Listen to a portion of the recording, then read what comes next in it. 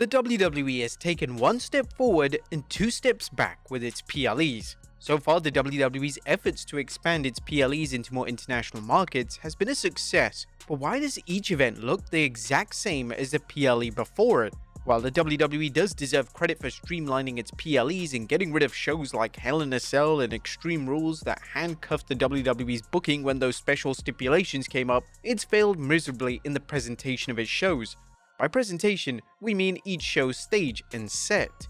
Now, looking back at older shows, you'll remember how each event stood out. For example, the massive computer at Taboo Tuesday, the banners featuring every WWE championship that had donned the set at Night of Champions, or the Money in the Bank show that featured armored cars emblazoned with the Money in the Bank logo.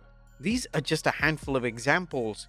Now, it should be obvious that fans expect elaborate sets and stages at WrestleMania. It's the WWE's biggest event of the year, and the promotion is expected to spare no expense.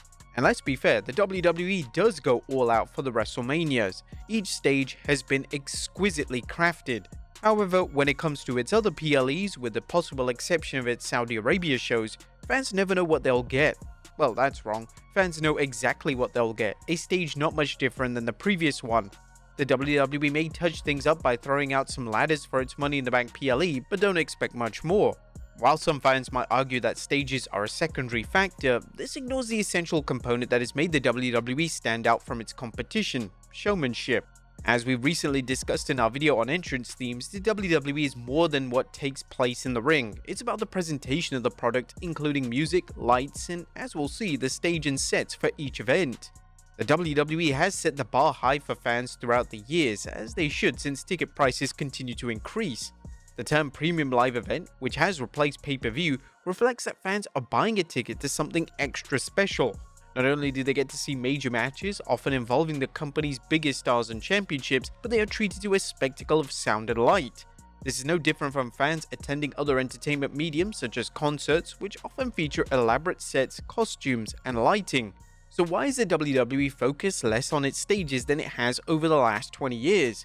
While it's safe to say that fans are happy that the WWE storytelling has improved dramatically since Triple H took over, that doesn't mean the WWE needs to scale back on its production values in terms of its stages and sets. It's not as if the WWE is focusing on elaborate stages to hide a lousy product because fans with a set will cover up a bad show. Our fans look no further than Capital Punishment, which had a spectacular set but earned considerable criticism for the matches and booking.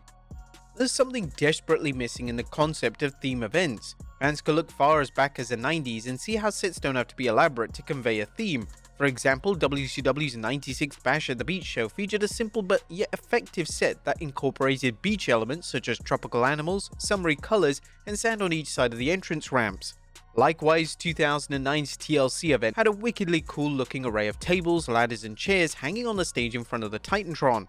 Just like fans should know a wrestler's identity by the first 5 seconds of a song, fans should be able to identify a pay-per-view by a quick look at its stage, whether it's a familiar logo or a symbolic element like a Money in the Bank briefcase. Another essential element is variety.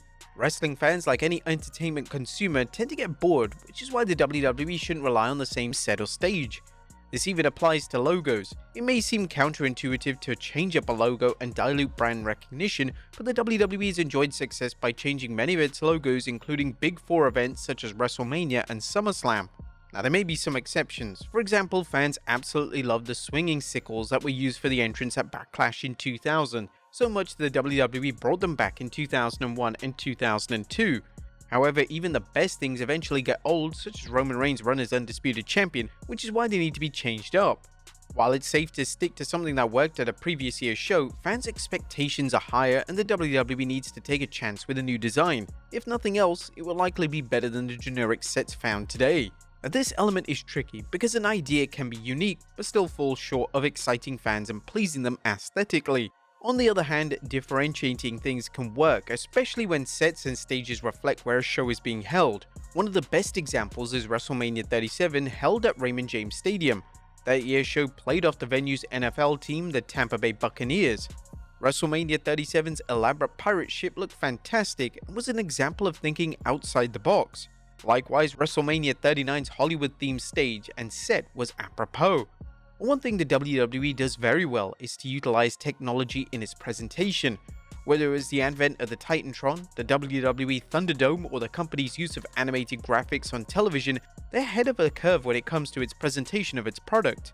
The WWE needs to continue doing this, and if it's cost effective, should consider things such as a holographic projection, lighting and sound aided by artificial intelligence, and more elaborate screens. In addition, they should consider improving its sound, much as more music concerts are expected to feature 360-degree audio and immersive audio.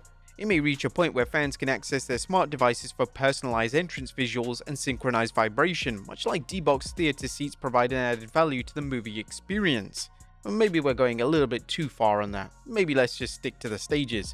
But we have some suggestions, and we've explored some of the essential elements, but now let's look at some suggestions for future shows and how the WWE can make them stand out. First, let's look at the Royal Rumble. Now, the Royal Rumble may seem like a show that doesn't need an elaborate stage or set, but why not? This is one of WWE's biggest shows of the year, yet fans are lucky to get a few banners with the Royal Rumble logo when it should get a full production.